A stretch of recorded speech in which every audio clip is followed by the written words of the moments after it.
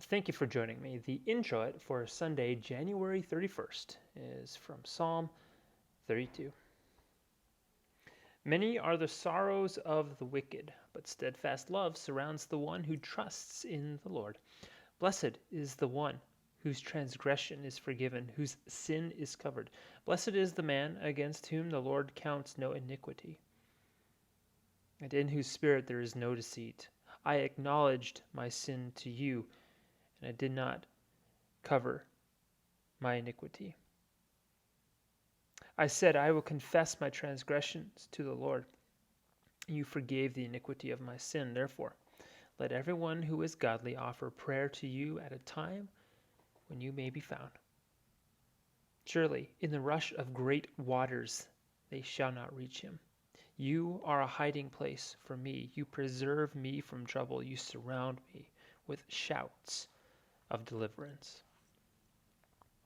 There is a concept in society surrounding the idea of strength.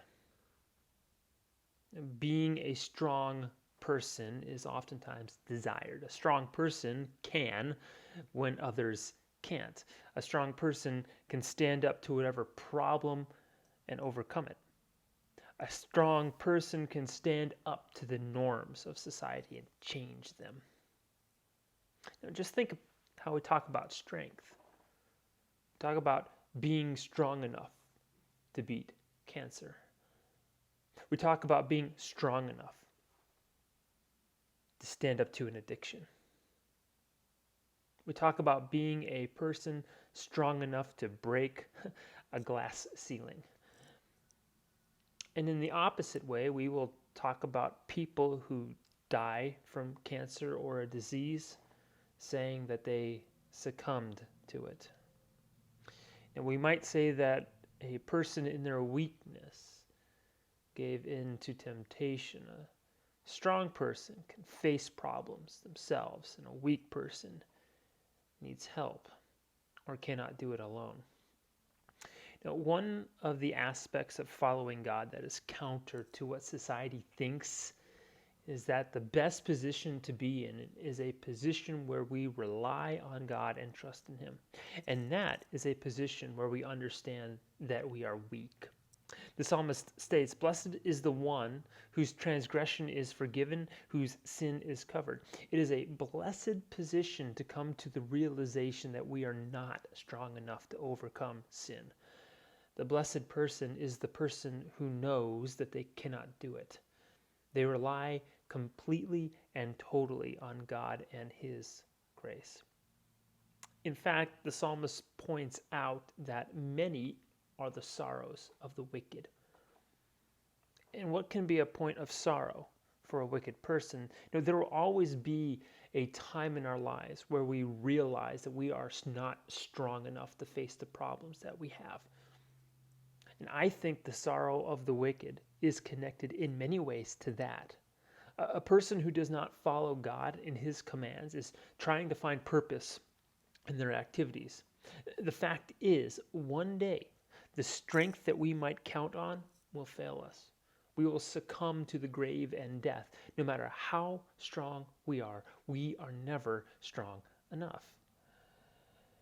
And to live a life like that is to live a life full of sorrow and frustration. Instead, the follower of God knows that they are weak. And instead of denying it, they turn to God and trust in Him. They trust in Him to forgive their sins. They trust in Him to give them refuge, and He does. And I like the encouragement that the psalmist gives. He tells the people who trust in God to offer prayer to God at the time when He can be found. When is God found? Sometimes God is found quite clearly when we are face to face with our weaknesses. Sometimes shame and guilt can be barriers to reach out to God. Perhaps we think that our sins are too great or wonder, why would God forgive someone like me? It is those doubts that sometimes stand in the way of reaching out to God when we are weak. There is no shame that is greater than God. There is no guilt that He does not take upon Himself. In the times when we feel far away from God, it is those times when we are closer than we think. And it is those times when we offer prayer. And when we start thinking that we're not good enough, God surrounds us with shouts of deliverance, drowning out the doubt with the clear and loud message of forgiveness of sins. We are not strong enough. And it is the person who knows it and relies on God for their salvation who is blessed. Thank you for joining me.